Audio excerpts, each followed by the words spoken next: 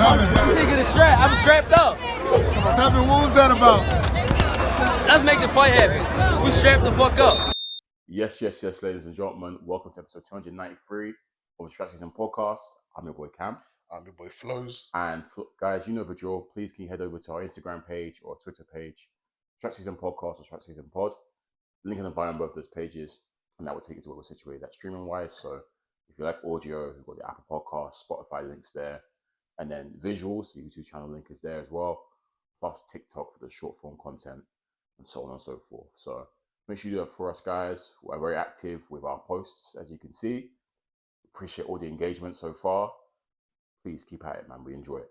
Flowz, as always, good? Yeah, bro. How are you? Let's get cracking, man. Yeah, I'm good, man.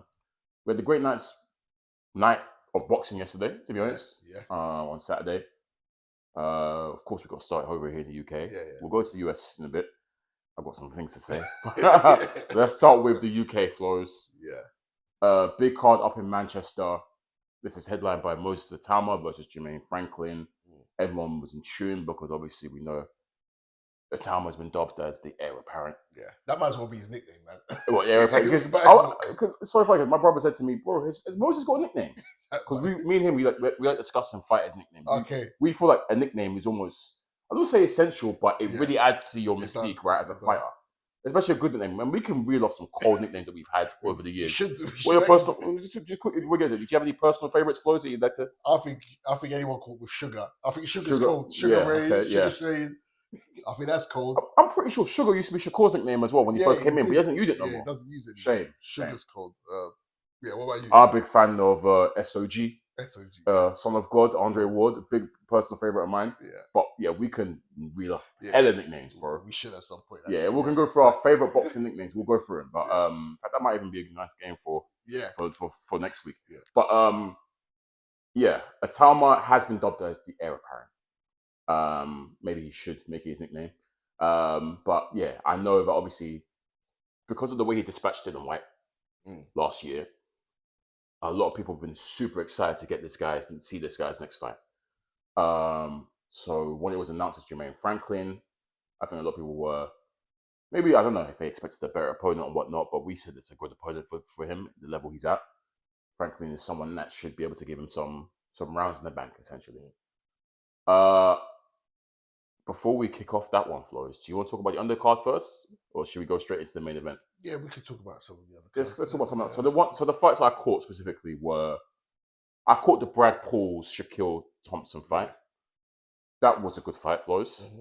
And I also caught the main undercard fight that took my fancy the most, the Woody Hutchinson versus Ezra Taylor fight. Yeah. So those were the two fights. I'm taking you saw most of the card, didn't you? So you talking Heaney as well. Yeah. Yeah, okay. Which one came first? I think Brad Paul's fight came first, right? Let's quickly go into the Brad Paul's fight versus Shaquille Thompson, because Brad Paul's we've seen a few times. Absolute warrior. We like Brad Paul's. Had some classics with Heaney. Yeah. The first one was a draw, and the second one he won. Yeah, I think he stopped him. I think. Yeah, he stopped him. But that first fight was unbelievable, Flowz. Unbelievable. Yeah. Now, we had that fight, Flowz, and obviously, so I'm familiar with Brad Pauls. I'm not so familiar with Shaquille Thompson, but I know that Thompson is quite a highly rated middleweight in Sheffield, undefeated. And the first thing I saw, Flowz, was, ain't no way this guy's a middleweight. Thompson is massive, bro. He looked like a light heavyweight in there. 6'3" and stacked, like muscular. I was myself, this guy, how the hell does he make middleweight? Southpaw as well, Flowz. I'm looking at him for the first time. The first couple of rounds, I'm seeing, okay, good mover. Yeah. Obviously, he's big and strong. I think Brad Pauls is having some trouble getting inside to this guy because this guy's got the range on him, and he seems to be quite athletic at the same time. So, to me, Brad Pauls, even though we know he'll always have endeavor, I felt like this Thompson guy was having his way with him a little bit, Flowz. Just off the fact that obviously the superior reach, he looks a bit more athletic, he looked more physical as well. I don't think Brad Paul was having, even though he was having the go, and he was still landing shots here and there, I thought the better quality was coming from Thompson. So yeah, I think at one point, and I felt like even Thompson might be cruising a little bit. Like he's having his way a little bit. I feel like he's getting the better of exchanges. He's probably ahead on points. I thought he was ahead on my scorecard anyways. And he can actually cruise maybe to, I think it was a 10 rounder. He can cruise to a simple UD. But Brad Paul's first, we know one thing about Brad Paul's dog. Yeah. Straight dog. And he's never out of a fight, really. He will always keep trying. And he kept spamming the right hand, or a certain right hand, I think like a counter shot that he was trying to land. And it wasn't, sometimes he would land it, but I think he was looking for that all night. And it finally paid dividends because I think in the 9th round, there's a 10 rounder in the 9th round, he was finally able to catch Thompson flush properly and drop him. And that just changed the entire complexion of the fight. And we see Brad Paul's jump in, go crazy. There was about 2 minutes left of the round. And he was able to pepper him again, drop him again. And the ref decided to jump in and wave it off. So allegedly he was down on the scorecards, Flowz. He was down on my scorecard personally. And for him to pull that out of the bag in such a late fashion, I feel like it's very typical Brad Paul's, bro. We know he's a dog. We've seen him being in dog fights before. So happy for him. Definitely happy for him. I think that's put him in position now for maybe a title shot next. Or like number one contender or maybe mandatory. But yeah. Crazy. Mad, right? Just a few fights ago, he was fighting at British level for the British title with Heaney. So yeah, what are your thoughts on that performance from Paul and just the fight itself? Yeah, look, shout out Brad Paul's. I've liked him ever since the commentary were trying to do him dirty in that first Heaney fight. And not give him credit for the work he's putting on, the pressure he's putting on. Yeah, we said it. And then they ran it back. Again, they weren't giving him credit until he started really sticking on Heaney and got Heaney out of there. And again, he showed the dog in him, pulling out this stoppage later on. So yeah, look, good scrapper, man. Good heart as well, man. Doesn't quit, doesn't say die. And yeah, could hurt people as well. Yeah, I would like to see this Thompson guy again. I don't think he looked bad. Obviously, he got caught, and once he got caught, he was kind of gone. So I don't know if that's question marks over his chin or anything. But Paul's is quite a big puncher himself, I think. So it wasn't too bad. Yeah, I like the look of him, anyways. Like I said, very, very big at the weight. If he can use that to his advantage, if he can make that comfortably, fair play. But yeah, I would like to see him come again. It's obviously one loss. I'm sure he will come again. But Paul's moves on, and I'm intrigued to see how far he can go, Flowz, in a division that's not really the most exciting. But it's great for him, considering where he's come from. And, because of the few fights ago, he was battling with Heaney. And now, obviously, he got the dub. Speaking of Heaney, Flowz, his fight was chief support, no? I think he was the second to last fight of the card. Yeah, the penalty. I saw his entrance. We know he's a showman. He always has that great entrance. He's got a huge fan base as well. But Stoke. Yeah, from Stoke. Yeah, but it was considered a bit of a shock loss, to be honest, Flowz. What did you make of his performance?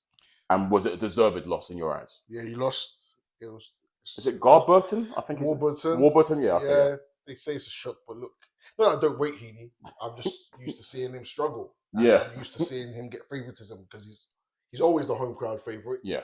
He's a bit of a draw. He brings a crowd from Stoke. He's a showman. He is a showman, yeah.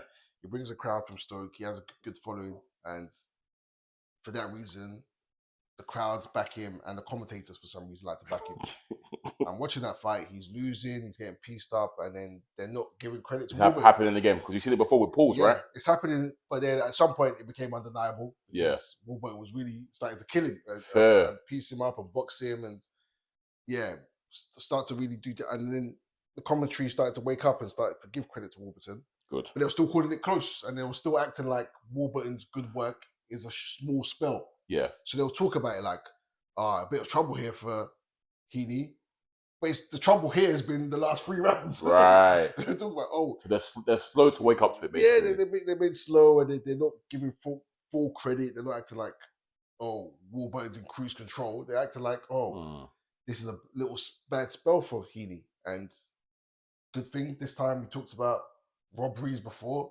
The judges had it correct. Wide for Warburton. It was wide. I saw the scorecard. It was wide. And you believe it was deserved? Yeah. Okay, cool. That was spot on scorecard.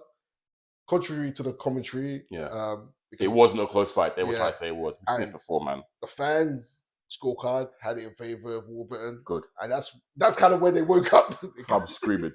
That's when they decided to start giving credit. So, look, shout out to Heaney. It's deep because I actually like Heaney. I do as well. No, I do. He's actually the first fight we saw him in with Brad Pauls was a classic. He's not a bad fighter either. He's not terrible. Yeah. He just tends to fade, and and that's kind of what happened there. He started to fade. Yeah. But it was a good fight. I'm just glad the right man got the decision. Good.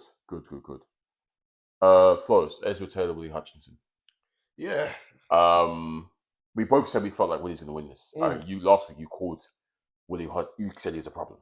Inside the ring, outside the ring, he's an absolute problem. I'm surprised people were picking Ezra Taylor. A lot of people. I saw a lot of people fancying. I don't know if you saw Simon Jordan as well. Yeah, he had a little. Yeah, casual.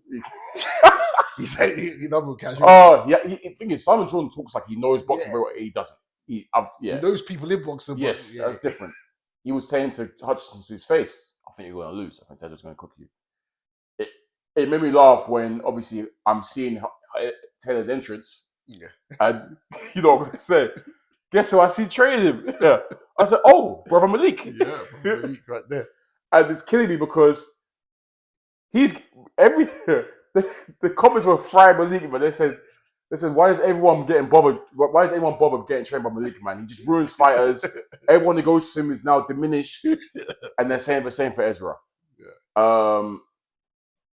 Look, man, we're very familiar with Willie Hutchinson and his work. We rate him highly. And Taylor, good prospect. Taylor's good. I'm not saying he is a prospect. He's not young. He's not young. No, he's not young, but he's definitely a prospect. Yeah. Levels, Flowz again. Yeah. And from the opening bell, you could see the levels. Like Taylor started, confidently. I'm seeing good fundamentals when I see what Taylor, athletic, strong. But Willie Hutchinson just offers something else, man. And I don't know the best way to describe it, Flowz. He got out-guiled, if that's the way to say it. Hutchinson has that poise. He's, gets into that flow state, hands down. Saps your confidence. Firing out the jab, hands down. He switches every minute. Yeah. Legit, he'll switch between 3 or 4 times per round. He's switching stances. Very fluid style. Quite nice to watch, to be honest, Flowz. And yeah, man, just being able to out-guile and just befuddle Taylor, I think, a little bit in there, just based on his experience and his ability. His more ring generalship, his IQ, his movement. I don't think many punches landed super clean in the fight, to be honest, Flowz. But Hutchinson was doing enough to not only deter Taylor's work, but to land some good jabs and some good shots here and there. Like I said, it was just cuter. The work, I think, more polished, and that's what gave him the victory, Flowz. I think levels were shown. Ultimately, I think levels were shown, and it was, to be honest, it was an easy dub for Willie Hutchinson. I don't think he actually broke out of third gear. I'll be so real. Yeah, man. Yeah. Look, Willie's been in there with high level opposition. Yeah. He's more experienced, and when we've seen him, he's been a problem for everyone. Yeah. We done to Spider. We haven't seen anyone do that to Spider. Yeah. We haven't. Yeah.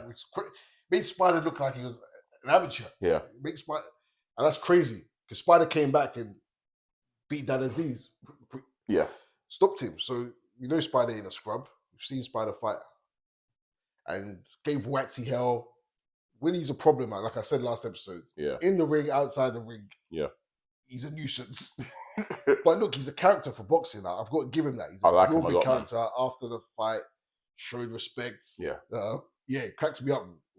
even his name. Yeah. Yeah, funny character. But don't get it twisted. The guy can box. He can. The guy can very, very well box, and he's a problem for anyone. We can't forget Flowz.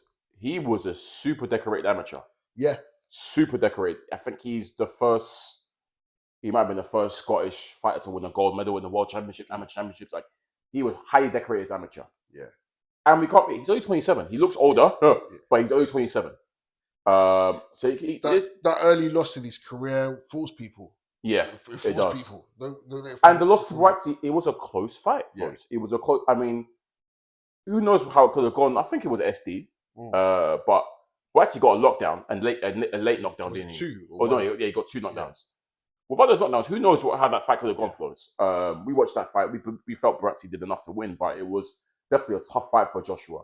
So yeah, Hutchinson is good, bro. And definitely can be domestically a fixture in this light heavyweight division. And he can go on to challenge. I think the light heavyweight division is tough to win belts in right now. But he's definitely someone that can improve and get better, I think, Flowz. I know the opponent I would love to see him fight, and I think it'll be a cracking fight. Build up, and in the ring will be hilarious because the way both of these guys fight. I want him to fight Ben Whitaker, bro. I think Hutchinson, Ben Whitaker, I can't lie, the fight might just be a full fight of posturing because both of them posture bare. But build up wise, it'll be jokes. And I think in the ring as well, we're going to see some attempted slick stuff from both of them. Yeah. And they might make for a funny occasion, we'll see. Yeah. But I think a Ben Whitaker fight would be cool, personally, for me. Would be good. I would like to see that fight, personally. Whether it happens, we don't know. But yeah, man, Hutchinson, Ben Whitaker, I think could be a good... We're almost at the point where domestically we're kind of ushering out the Boatskis and yards, let's be real. And I think the next guys up maybe will be Hutchinson and Ben Whitaker. So yeah, man, let's see those guys get it on. That'd be cool. I suppose we've kind of, let's almost say delayed enough, but let's get to the meat and bones of it, man. Moses Itauma, Jermaine Franklin. This fight went exactly how I said it would flow. It went exactly how I said it was going to go, man. Last week I said that like I don't think Jermaine Franklin will be blown out of there in 1 round, 2 rounds, 3 rounds. I think he's going to last more than 3 rounds, but he won't last more than 6 rounds. That's exactly what happened. He got knocked out in the 5th. Jermaine Franklin did exactly what I expected it and wanted him to do. So I want to give hats off to Jermaine Franklin. They brought him in for a reason. He's durable. He's never been stopped. He's looked good against good opposition in terms of AJ. I guess it was a finish Dylan White, but he looked good against Dylan White. We thought he beat White. This is a guy who's going to come here and provide. We can't forget that Itauma's last 3 fights, Flowz, I think it was obviously Dylan White 1 round, Michael Balogun 2 rounds, and Dempsey McKean 1 round. So he hasn't gone part, like he's 1 round, 2 rounds, 1 round. So they selected Franklin carefully based on the fact that this guy, because of his durability, should take Moses into at least the 4th round, 5th round or whatever, which is good for him and his development. And also, Flowz, not just be a punching bag, actually try and throw punches back, trying to offer a bit of resistance. Look, listeners, either way, Jermaine Franklin was going to get torched. Either way. Like, it was going to get cooked regardless. You got to remember, the last 3 opponents you named, they're not food. They're not. I don't think McKean been stopped before. I don't think so. I think because I seem to remember this whole never been stopped before. Yeah, Balogun himself as well was.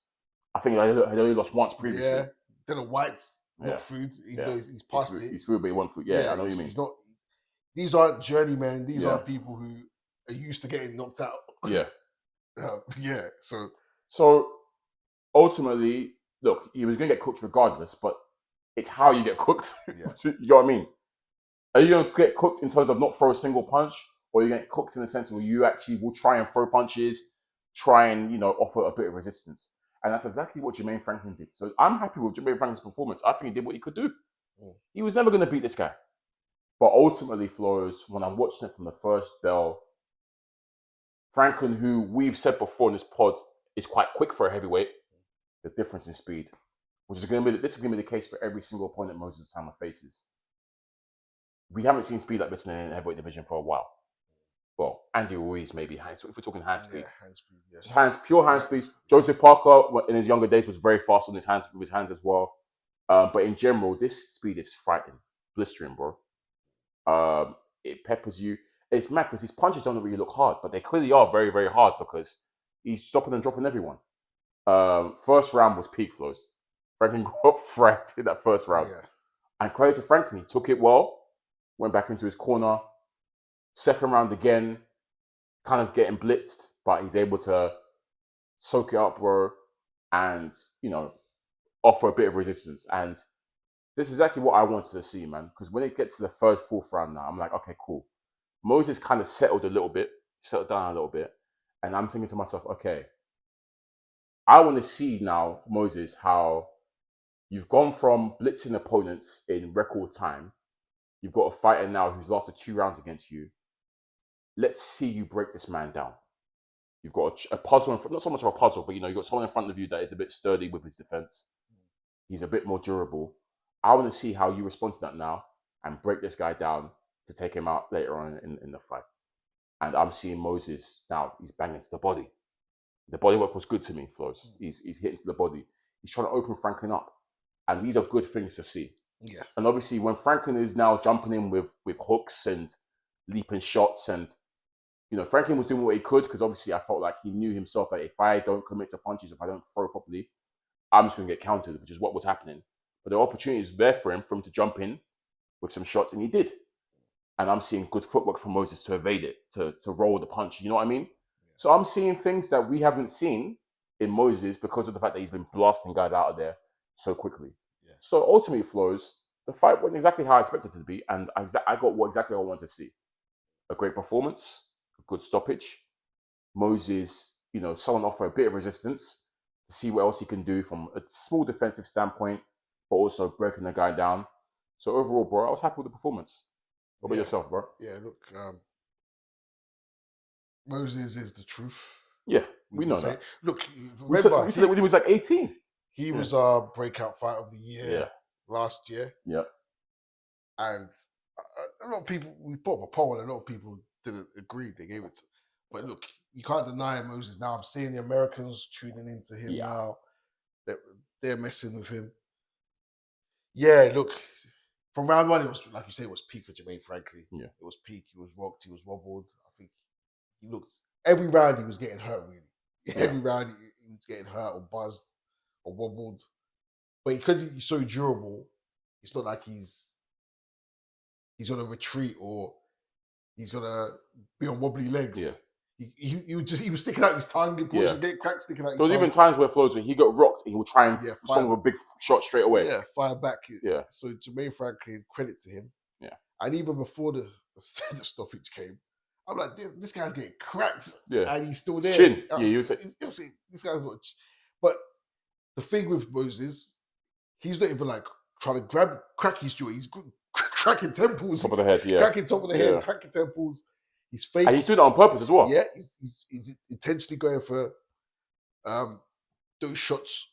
He's feinting, going to the body. The feints were frying Franklin. Franklin didn't like him. Feint upstairs, feint downstairs. And the hand speed, like I said, the hand speed's deceptively quick. Like you won't know till you're in there, I think. Yeah. But yeah, look, even the way he set up the knockout, because he knocked him down what round? He dropped him third. It's the third, yeah. Third round.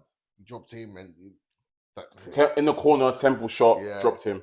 Yeah. Almost fell out the ropes. Almost. And it was like 20 seconds left of the round. Yeah. He survived.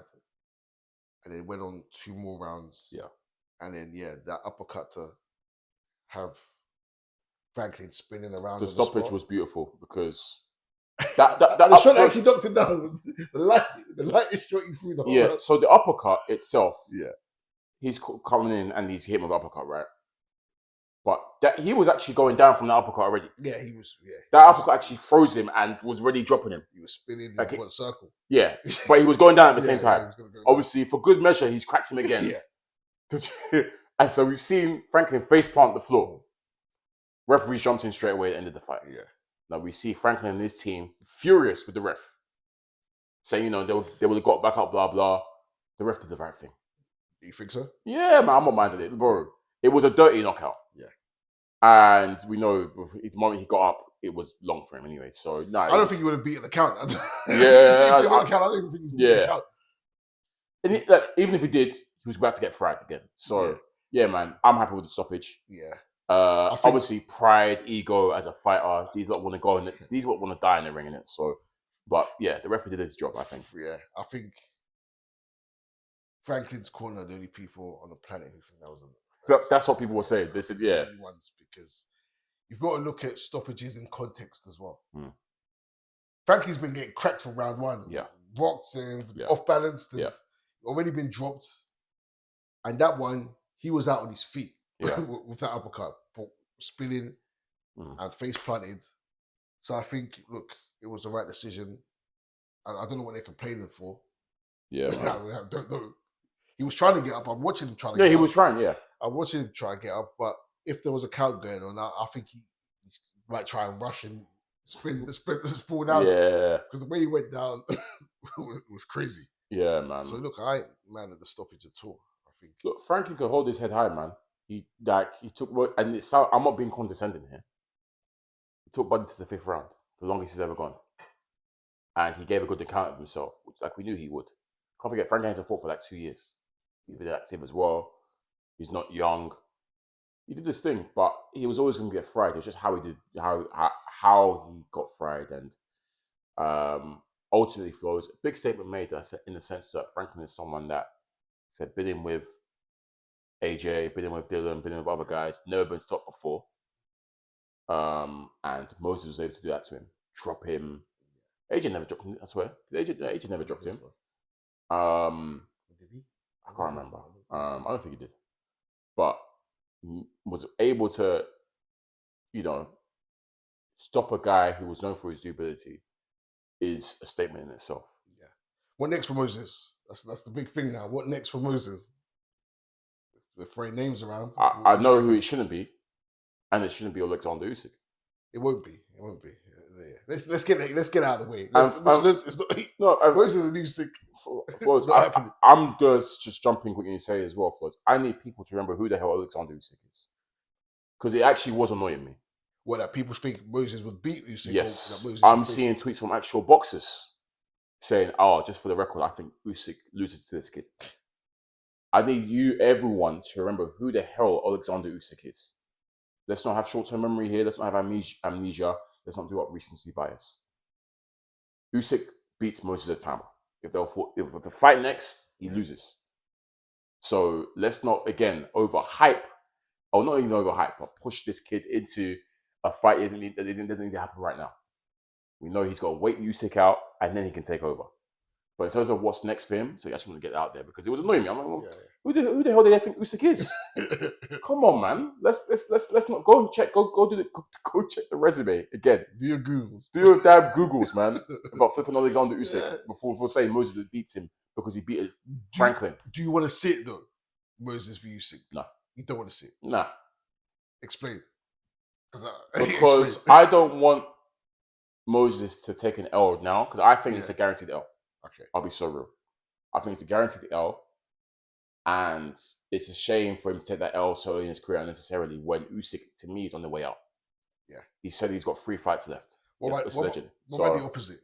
Are you of the belief that you don't want Usyk to lose to Moses, and then people start to tarnish Usyk's record and resume and say, "You see, I told you." Because Usyk is young. You can't see I told you what the guy has beaten AJ twice, Fury twice, and Dubois twice. Yeah. There's no see I told you. Cool, they might say, there will be egregious people like that who are going to say, I told you he was overrated. We've seen it so many times in the sport. Yeah. There will 100% be people saying, yes, I said it. I told you. Just because confirmation bias because he's finally lost. Yeah. Get the hell out of here. I'm actually worried. I don't think I'm quite confident Usyk beats. Yeah. I am confident about Usyk beating Itauma. I just don't feel like it needs to happen based on the fact that Usyk is on his way out, and it's like almost like a handing over the reins. Yeah. So now Moses, okay, go and take over, do your thing.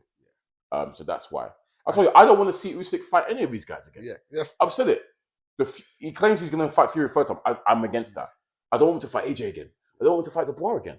Yeah. Because if Dubois now goes and beats Wardley, I won't be happy with the fact that Dubois now got to fight him for a third time. It won't happen. It should happen. Well, he could beat Wardley. So, yeah. But yeah, ultimately, I'm saying Usyk versus Dubois shouldn't I don't want him to fight any of these guys. Yeah. I want Usyk to sail off in the sunset, unbeaten, not by give a damn about unbeaten records, but I think someone who deserves it is him. Yeah. So that's why I'm very anti the Moses matchup. However,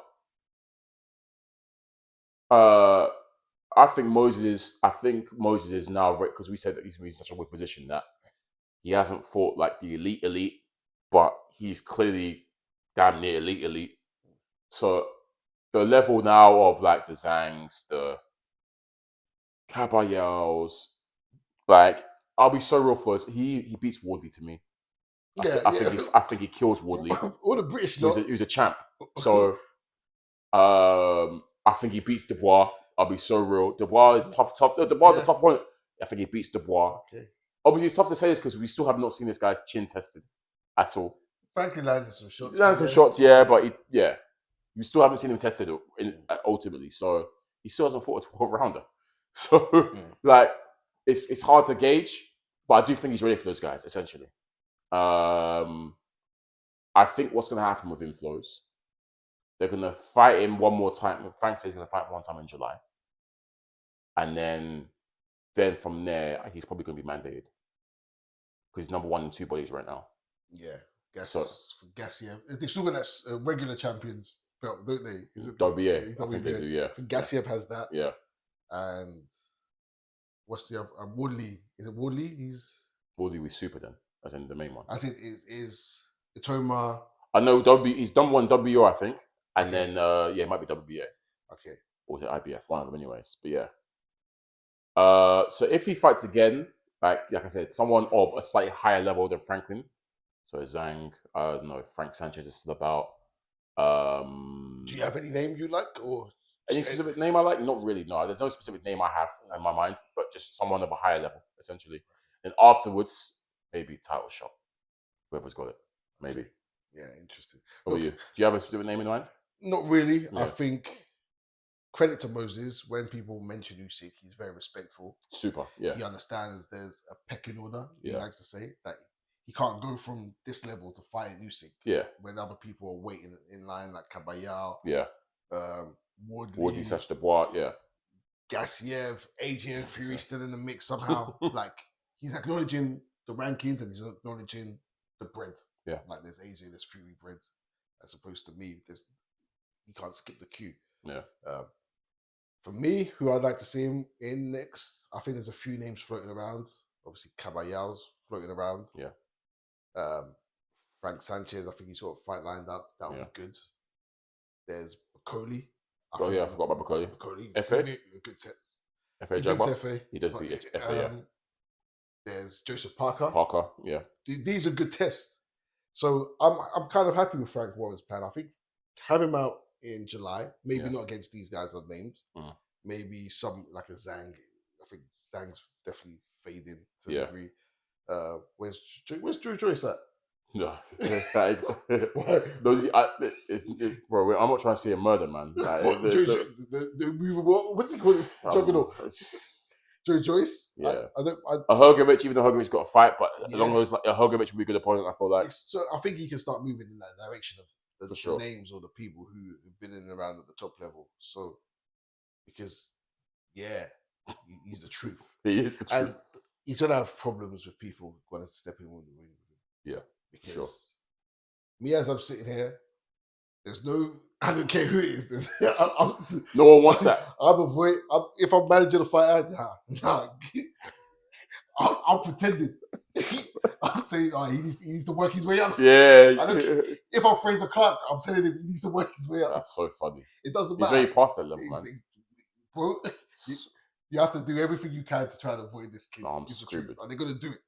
They're gonna say whatever. Yeah. Say, let him fight this guy. Let him fight a Dave Allen. They'll try to little boy him. So he's on his own journey.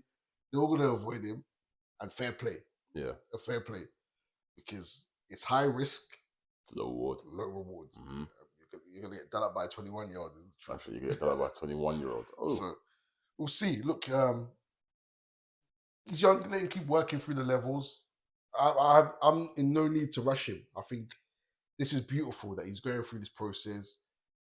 He needs to fight regularly. Yeah. And that's the most important thing for me. Fight regularly. Fight 2 more times this year. I don't care who it's against. Mm-hmm. But this is like you can run this play of essentially you're running the play of a 21-year-old or an early fighter. Yeah. Fighting regularly, getting stoppages. Yeah. That's what they don't be robbed of that opportunity. Yeah. Don't be robbed of that opportunity to get chucked in with an Usyk and then you take it now. Yeah. At this stage, there's no need for it, man. No need for that risk. Go through the play because all these men done it. They fought. They were fighting soup cans. You're actually beating good fighters. Yeah. And this is gonna make him better in the long run, anyways. So you could do this. For shout another year. Man. Shout out to him. Scary guy, man. This is a man. He said he doesn't care about the money.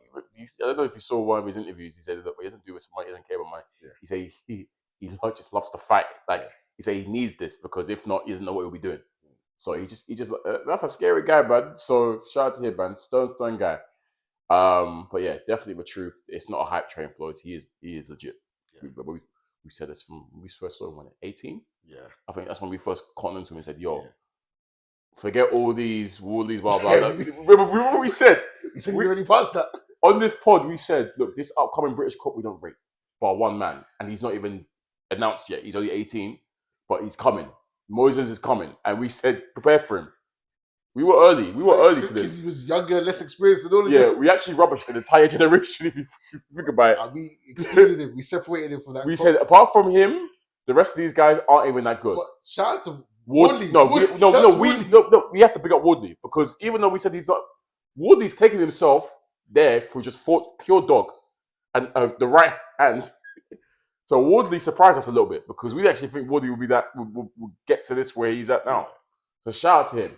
But Moses, we were very, very quick to earmark him and say, no, he's different. Forget him. But the rest of these guys, but Moses is legit. Flowz. Let's go to America, man.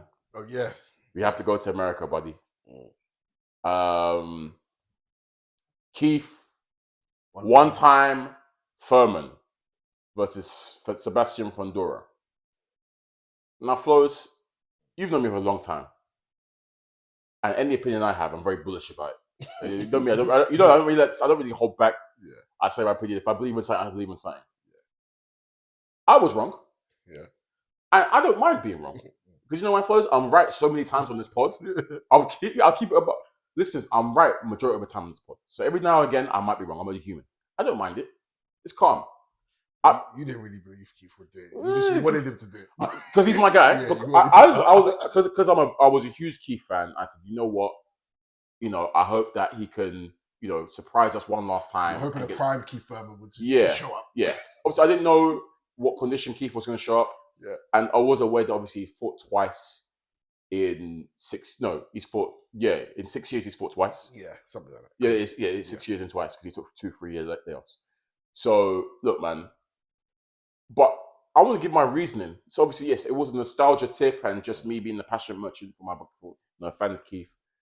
But ultimately, Flowz, I just want to break down to listeners as to why I chose Keith Thurman. It was predicated on the fact that obviously I'm very much aware of the tools Fundora has over him. But the reason why I said, you know what, I believe Keith can do it. And as you saw, a lot of people also, we threw a poll up. Yeah. Keith Thurman won the poll. A lot of people felt that. Yeah, about 700 people and 60-70% of people voted for Keith. But I think they're all Americans. And then also, I'm looking at that also like other like boxers, as in America. Quite a few of them were pulling for Keith, saying they think Keith can get the KO, blah, blah, blah, blah. So, I'm surprised. I'm not so surprised because I base it specifically on the fact that Fundora, yes, we know he has quite obvious gifts in size and reach over Keith Thurman. But the fact of the matter is, I've watched Fundora for a long time now. He doesn't utilize those gifts. He doesn't really utilize those gifts. This is a guy who is 6'5.5" and likes to fight in close. Yeah. And based on that, Flowz, I said that based on that, we've seen him struggle against guys up close, despite having those superior gifts. And when he, for example, when he got knocked out by Mendoza, he was banging in close, he threw a wide hook and got caught and then dropped and whatever. And that's what he tends to do. And until the cut, how many times did they fight? Was it once or twice against Zoo? Yeah. It was the first Zoo fight anyways. The first Zoo fight. I can't remember if they fought twice. Yeah. The first Zoo fight, Flowz. Was Tim Zoo not giving this guy hell? Yeah, Tim Zoo was winning, yeah. Was winning the fight up until that cut came. And guess how he was winning up close? When all Fundora had to do really is take a step back. So because of his tendency to fight in this way, Flowz, I expected him to fight in that way. That's why I said to myself, boy, if he fights in close against a smaller man who also has power of himself, I will not be surprised if Keith Thurman is able to land a looping shot, crack this guy, and we've seen him touch the canvas before. We've seen him get knocked out before. Keith Thurman definitely has the power to do that. We've seen Keith's power before. that's kind of what my decision was predicated on, bro. As to why I said, from a stylistic point of view, Keith Thurman can actually do this. But Flowz, I was surprised. Not surprised. Actually, I wasn't surprised. But we've seen Fundora show more what not you should do. fight in a typical way. Yeah. And I have to give credit to Fundora. Yeah. Look, Flowz, I've said before. Brilliant for Fundora. I can't lie. Yeah. Flowz, I've said before, listeners, like, maybe, I don't know if I came across as harsh last week or whatever. Fundora is not a scrub. Fundora is very good. Yeah, he is. I rate him as a fighter. But there's things that he does which I don't rate. And which is why I don't rate him as highly as other guys in that division. Mainly because of the fact that instead of, him fighting at range and using his tools, superior reach and superior height to everyone, because he thinks he's 5'3", he can bang up close. I can't rate that as a guy that's 6'5". As someone you're a 6'5" fighter and you're fighting that way, I can't rate that. I'm afraid I can't. So that's why I was maybe sounding a bit harsh towards Fundora in terms of not rating it. You sounded harsh again, man. No, I do. Fundora's an entertaining fighter when he fights that way. But Flowz, he shouldn't fight that way. That's my point. He shouldn't, but it makes. And he himself acknowledged it in the fight. They said Jim Gray asked him afterwards, "We're so used to see you fighting, throwing 70 punches per round, and fighting in close and having a war. You changed your style today. Why is that?" And Fundora even said, "You know what? For once, I fought on him and he used the full range of."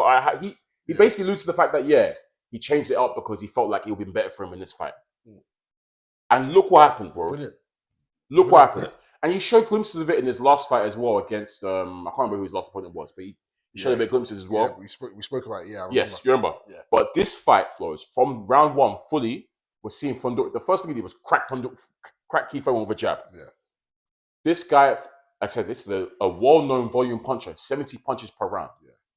He's fighting with a poise, with a precision that we've not seen from him before. He's fighting and he's throwing 30 punches around. Yeah. Huge drop in output. He's put in the visual notice for that performance. We'll get to it. Flowz, he beat the hell up.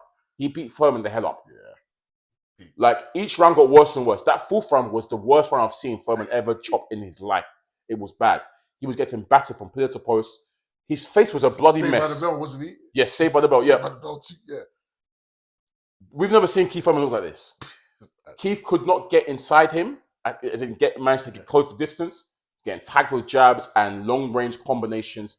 Every now and again, Keith was able to land like a looping or a leaping hook, for example. Keith was retreating, man. No, he landed some good shots every now and again because Fundora is still a creature of habit sometimes.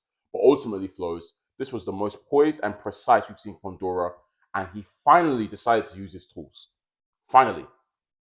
So I have to applaud him and fair play because I didn't think he would use his tools so well. Do you know what I mean? Yeah. So that's the reason why, Flowz, I picked Thurman based on that. I didn't expect to see that Fundora personally. Yeah. Look, I think even the old version of Fundora would have. Yeah, you're right. He wins. Cooked him. Yeah. Won. I just think he's younger, fresher. Yeah. Keith, that inactivity, the injuries over the years. Yeah, he's not going to just revert to his prime. And Fundora's tricky for anyone, even though he has his weaknesses, his vulnerabilities. He's a tricky night to work for anyone. Regardless. I wasn't even expecting him to revert to his prime because it's not even a prime performance because I know he's not in his prime. Yeah, but it's just more him using his IQ and experience. Yeah, which he has. We know Keith has got a lot of IQ, and we praised his IQ before. Even when he's commentating on stuff and talking about boxers, he's a very intellectual sort of fighter. Yeah. And based on the fact that Fundora, like I said, has that tendency to jump in and have a scrap and leave himself open, hey man, maybe Keith can time him. That's kind of what I was banking on. Yeah. Look, folks, he's called Keith one time Thurman. I think that should be Keith last time Thurman. I don't think we should see Keith Thurman again. Damn. Last time Thurman, that's it. Look, I've been saying this for years. You've been saying someone retiring, and the young bull has finally stepped up and retired. And the reason why it hasn't happened sooner is because he hasn't been active. Yes. The truth. He needed to be got out there. I've been calling for like a boots to see him, or Virgil Ortiz, but he hasn't been around. Yeah. So yeah, well done, Fundora. You've sent him packing. And look, we got to give Keith his flowers. Again, was the top dog. Yeah. Was brilliant. All these peers are out of here, and he's still hanging about. He's clearly not in his prime. Yeah. So yeah, I want to ask you a question because we'll get to Fundora in a bit, but let's ask you a question. The stoppage. Oh, obviously, Keith has had the round from hell in the fourth round. Fifth round, more of the same. Fundora is battering him. Yes. We hear the referee say, "Show me something, Keith. Show me." Yeah. More of the same. Pillar to post. Keith hasn't gone down this fight. Yeah, One time he got buckled, Yeah. but he stayed up. Very, very good leg strength. But he's not gone down once this fight. But he's just shipping. He's eating combinations. His face is mashed the hell up. So peak. Cut, bruised. It looked like one of his big swelling under both eyes. He's getting beat up. And he's still moving though. He's still live because he tried to use lateral movement the entire fight. But Fundora was cutting off the ring quite well, so he wasn't really getting anywhere. But Keith was still moving. He was still a live opponent, but he was eating a lot of shots. And the referee just jumped in and ended it whilst he was kind of against the ropes. I think he took a combination and the referee had seen enough. Obviously, Thurman, you hear Thurman shout at the ref like, I'm tough. Like, what are you doing? Referee was like, I asked you to show me something. You didn't show me something. And in the post-fight interview, you see a livid Keith Thurman having to go at the ref. Who was it? Is it Jack Taylor? He's a ref I rate as well. He's a good ref. Tom. Was it Tom Taylor? Yeah, good referee. He was they said he should never fight. He should never referee a championship fight again. He told us in the locker room that as long as you're still moving, you're still live, he won't stop the fight. But the first thing he done is jump in, just because this kid's applied a bit of pressure. He's a pressure fighter. That's what he does. I was still in there. He was starting to get loose, and I was looking to time him. Blah blah. He's there talking about like he was still going to do something. Flowz, I think the stoppage was early, but I'm not mad at it. I'm not mad at it because he was getting battered, and I said to myself, "Boy, throw in the towel corner." Or ref jump in, because I'm not trying to see Keith go out like this. So to me, yes, it was a bit early because he hadn't gone down on nothing. And we've already spoken on this pod about giving fighters a chance to, maybe get their second wind if they can. But he was getting beat up so badly, Flowz, it would have got worse and worse, in my opinion. Because Fundora is the type of guy that once he gets into that flow, he gets stronger and stronger. So I was happy, man. I was happy for the referee to end it. What about you? Do you have any issues with the stoppage or no? Like I said before, there's context to every stoppage. Yeah. If I showed you a clip of the ref jumping in and stopping this fight, just at the moment he did, you'd think it's an early stoppage. Yeah. You'd think, why has he stopped it there? Yeah. What's going on? Keeps moving around. He's still, Keith's like he's not pinned up against the ropes. He's not been knocked down. The referee's just jumped in and stopped it. Yeah. But the context is, Fundora was giving Keith hell. Yeah. And Keith's really, it's not even like he's dodging shots. He's just retreating, really. Yeah. He's trying to get out of the way. He's on kind of wobbly legs, kind of, but he's not been dropped. Yeah. But the context is he's been getting beaten from pillar to post. Facts. And then what was killing me was the video after the post-fight press conference. Bro, that's what, This guy had an ice pack on one side of his face. The other side of his face needed an ice pack too. His forehead, his face was black and blue. Yeah. I'm thinking, I know why he didn't wear sunglasses, because sunglasses would have done. Yeah. His face was mashed up. Yeah. And he's there saying the ref should have ref again. That it was a crazy stoppage. That he said he pointed. He said, "This is the broken." I was like, brother, what do you think was going to happen next? There's a reason why you were retreating. I was crying, man. I couldn't believe he tried that. Fighter's illusion. Keith's not standing there trading and trying to go machine. Yeah. You're not throwing. Yeah. You're on the back foot. You're trying to survive. Yep. What's the point? What's the point? You're getting beaten. The ref had seen enough, and that's the context. Yeah. Like if this was an isolated round, and the ref stopped it, then you could complain. Yeah. But this was going on. It was getting worse. Bro, by round, it was getting worse and worse for him. And you weren't competing in there. Yeah. At this point, you weren't even competing. So I ain't mad at it. You can say early stoppage, but all that's going to happen is that you're just going to take more of a beating.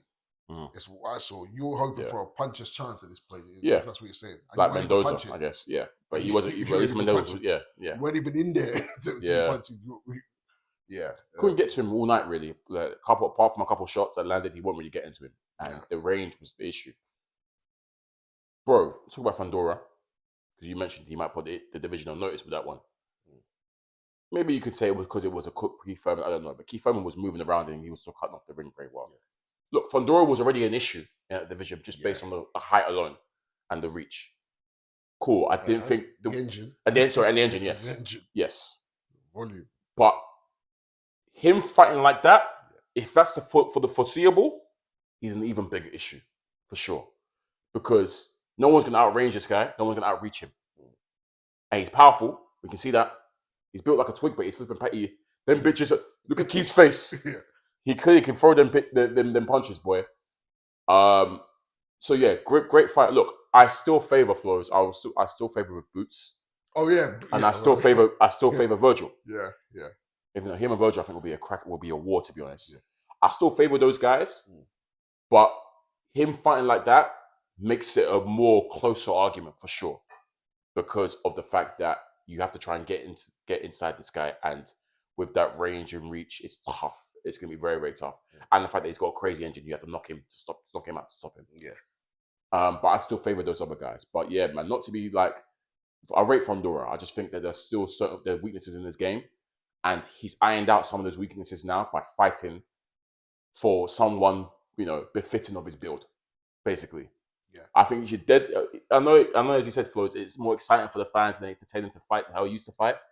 But I think if he wants to go even further, fight like he did last night. That's my final takeaway. Yeah, look, and that you just showed that he's got more tools in his arsenal now. You can fight. You can fight that way. You can fight this way. Yeah. I think this way suits him better, like you say. Yeah. So yeah, look. Shout out to Fundora, man. That's a good family, man. That family's enjoying. Gabby's there in the corner with him, giving him advice and whatnot. Shout out to both of them for sure. Firstly, I don't want us to forget. We have to talk about your boy. What, Mel? Your boy. You know what? Tell us, what did Mel do? I've seen clips of Mel. Throwback to the old PBC days. This was a PBC card. Yep. Throwback to the old PBC days. The PBC boys with their bust-out chains, all drunk. All drunk, either beefing, clashing, doing interviews. Too funny. This was a real throwback. Yeah. And Mel, you know what's funny with Mel? Yeah. Because obviously his brother Jamal. Yeah. I can't tell the difference by their face. I can only tell the difference by the way they talk. Right. Okay. I can't tell the difference by. You guys can say If I see Charlo headline, and then I hear the video and it's talking, I know which one's Mel. Yeah. Mel's the loud. He's the one that's always turned. Always. Well, Mel's a bit more chilled. Yeah. Mel's loud. So I've seen the first clip and said Charlo's in the building, and I hear him talking. I'm like, this is definitely Mel. And he's just drunk. He's with Rollies. Yeah. He's with different people saying he's coming back to beat everyone. Yeah. And I'm just like, yeah, man, this is a throwback. Real throwback PBC days. Yeah. Mel. And all the chains, drunk as hell. And they calling everyone out. So look, Mel, come back, man. Yeah. Yeah. I've said I want Mel to come back. Why not, man? One last time. But Keith, that should be your last time. I think Keith, that's it. Call it a day, man. I ain't trying to see Keith Thurman again. Shout out to you, Keith. Great career. Shedding injuries. You could have been even greater if not for inactivity, but he still achieved great things. Yeah, for sure. Well, one of the best welterweights of the modern era, I'll probably say. So yeah, shout out to Keith Thurman, man. Flowz, let's quickly skedaddle over to next week. Main fight. Let's talk about the main fight. A fight we're going to attend. That is the Wilder Chisora fight card. Starting with the main event, Flowz. Can't believe it's finally here. Wilder Chisora. I think I've made no secret on who I think is going to win. You've said the same as well. So back about huh? In fact, Flowz, the reason why we got tickets for this fight is purely so we can, we have to be there. Pull up on our biggest ops, on a funeral, basically. Yeah, man, I think it's gonna be a pleasure to see. We expect Chisora to win. Hopefully, Chisora knocks him out. Yeah, you need that, and that would be great to watch. I can't lie. So, yeah, man. Look, do you see Wilder having any chance? Because it sounds mad to say having any chance, but I can't forget, No, let me finish. It sounds wild, but it's based on the fact that purely because Wilder, in those last 3 or 4 outings, apart from that soup can he beat randomly, has refused to throw the right hand. He doesn't want to throw punches no more. He fights scared. So if that Wilder shows up, what chance has he got? That's what I'm looking at. Yeah. It's true, but look, if there's anyone that you should be able to throw the right hand on, it's a static plot for Chisora. It should be in theory. I guess that's what Wilder's thinking is that this guy is going to move and and get out of range quick enough for me, I should be able to detonate on him. Yeah. And look, maybe a prime Wilder should get Chisora out there. Mm-hmm. Like Chisora shouldn't really be in the same conversation with Wilder. But I know what I need, and I know what Chisora's going to give me. Yeah. There better be a stopping to this guy. Overhand. Chisora's going to apply pressure, by the way. Yeah. It's so funny because I called for this fight years ago, back when Wilder was champ. Yeah. I said I don't think he beats a Chisora. It's so funny how it's finally come full circle happened now, even though they're both washed now and it's their 50th fight, both of them, and probably should be both of their last fights. I still want to be proven right. I've said from because what could I can run so many gently like, bro, your goat lost to Chisora. Yeah. Do you know what I mean? I'll put it up on Clubhouse that night. Brother. So yeah, man, Chisora, Del Boy, please. That night. Give us one fight. Like this is probably the only time I've ever rooted for Chisora, He's not really rate Chisora like that, but this time I really want him to win. That's a great dub for him, former heavyweight champion. On his stat sheet, wonderful. But yeah, look, man, Chisora himself can be caught. This is an old Chisora. He's been through many wars. He's not, conditioning might be questionable. But I fully expect Chisora to get this W. So shout out to Chisora if he does. Undercard Flowz. I know that's gonna start to tickle your fancy, obviously, when it comes to Mr. Conor Hen. Oh, I forgot. You forgot? Yeah, bro. Yeah. Wait, no. Is it this one? Yeah, no. it's not. No, listeners, don't mind me. That's Fury Mahmudov. Yeah, it's true. Who is on the card on this one? Is anyone? Can't remember. Vidal Riley versus Masternak. Yes, good fight. Yeah, you want to quickly talk about that, Flowz? I think it's for European belt. Masternak's been around for time. He fought Bellew. Yeah, fought Bellew. He fought Bellew. Vidal should go on and win the European at this stage. Vidal, get moving, bro. It's been, like last year was horrible. I think they're talking about if he wins this, he could be in line for an eliminator next for a title. So yeah, things should start moving for him. Because obviously he's signed with the Misfits. So yeah, activity's been his question. What else is on the other card? Something else. Yeah, I've missed. I'm not too sure. I can't remember. There's one. Let me double check.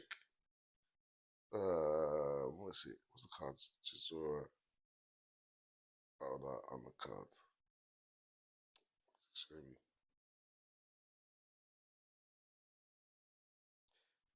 Let's see. It is Denzel Bentley. Okay. He's fighting on the undercard as well. Okay, yeah. Yeah. So I don't know who's fighting. Fair. But yeah, Vidal Riley, Masternak is the chief support. So fair. Decent fight there. Decent. Okay. Also in the UK, Flowz, we've got all a ladies card, or women's card, headlined by Caroline Dubois and Terry Harper. What are your thoughts on that fight, Flowz? Good, tough fight for Caroline, right? Good fight. Yeah. Look, the build-up has been cracking. Yeah. Build-up has been I'm a bit behind, but I'm gonna catch up because I know that Caroline's. I'm like Daniel. Caroline likes to. Daniel likes to talk smoky. He just doesn't put it together as well. But you know what I mean? Caroline. Yeah, Caroline is smoky though with it, man. Yeah. She is, she's, and it's so funny because she still has a bit of like a quietish demeanor, but she talks her thing though. Yeah. She's quick to snap. She's quick to, and she's been sticking on Terry, and it doesn't sound like Terry's liking it. Yeah. If you look, shout out to Calissa again because one, she was killing Keith all night. Yeah, she was. She's back on the. I beat him in the boxing fight. Yeah, she was killing Keith. She was a great. What is their beef? No, because I thought it came out of the blue when she said, "Oh, I can beat Keith Thurman." Something must have happened between both of them for her to be because, like, she hates him. But she was killing Keith, and she's been again heavily backing Caroline. Yes, we know why. To proxy war. Yeah, exactly. She's invested heavily, supplying arms. Proxy war. It's so funny. Heavily backing Caroline. Yeah. And look, I think Caroline might be rubbing a few fans the wrong way. That's what I'm starting to see. Really? With her antics. Because Terry's not aggressive. Yeah. Terry's not like that, really. And, I think Carissa's put the battery in her back. Yeah. You're the ones where, come on, you're my YG, come under my wing. Yeah. And now she's taking on some of Carissa's traits a little bit. I think that's what's happening. She's amped up, and now she's smoking with everyone. Yeah, And obviously, going back and forth with Alicia, you've got to be on spot. Word. You can't be timid if you're going back and forth with her. Yep. So I think that's answer up. So we're seeing more of this, trash talking Caroline. Should be a good fight. Yeah. Just off confidence, Caroline seems super confident. Yeah. But yeah, look, Caroline's cold, bro. I think she's very cold. Americans love her. They love her. Yeah. She's good. She is good.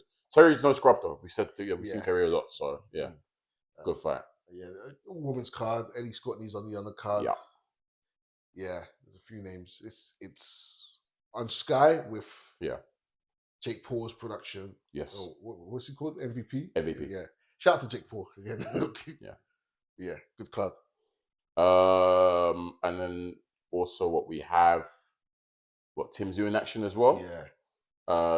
Tim Tszyu has signed on to fight Errol Spence, but that's based on the condition of him winning this fight he's got. Dennis Nerja, undefeated guy. We're not too familiar with him.